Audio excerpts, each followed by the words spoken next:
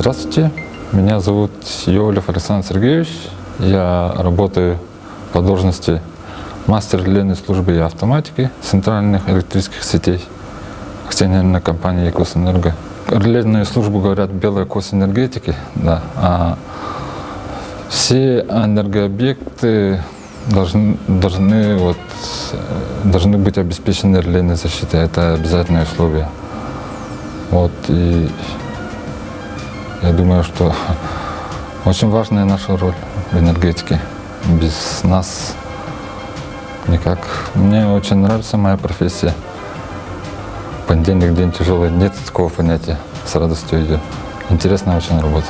Особенно нравится модернизировать свои объекты. В каждом поселке есть по станции. Вот.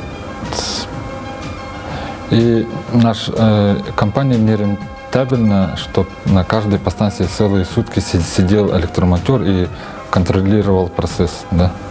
И если на этих подстанциях возникнет авария, да, то есть один провод упал на землю, вот, в этом случае этот провод будет под напряжением лежать на землю, да? И пока не приедет обслуживающий персонал с базы или с другого поселка, вот этот провод будет лежать на земле под напряжением.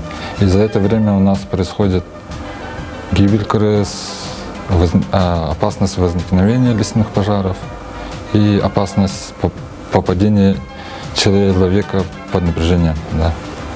И вот мой проект — это обеспечить функции дежурного персонала по ликвидации по автоматическому отключению аварий. Создал не сразу, что идея давно была. Пытался на старых механических реле создать вот эту защиту, и не получалось. А потом случайно по интернету узнал, что есть, оказывается, современное программируемое реле. Я ввел в это реле такую логику, которая будет выполнять функции дежурного персонала. То есть отключать, включать линию. Очень рад, что, оказывается, полезно. Ведется статистика гибели КРС.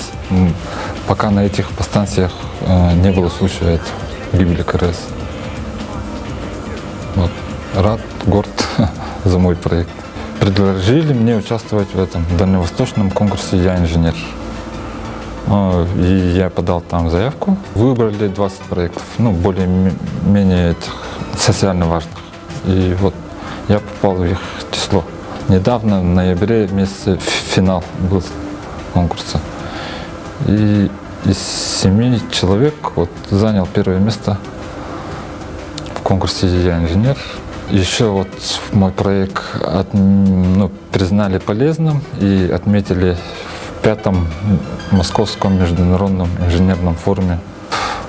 2 года назад вообще в уме не было, что такого успеха добьюсь. Не знаю, некоторые карьерный рост говорят, дальше надо идти. Но в одном месте не надо сидеть. Не знаю, как в 19 лет я поступил в свою службу 2-м разрядом электромонтера. И сейчас работаю мастером. 10 лет работаю, и нет желания в другую службу или в другую должность подняться. Мне нравится мое рабочее место, я люблю свою службу.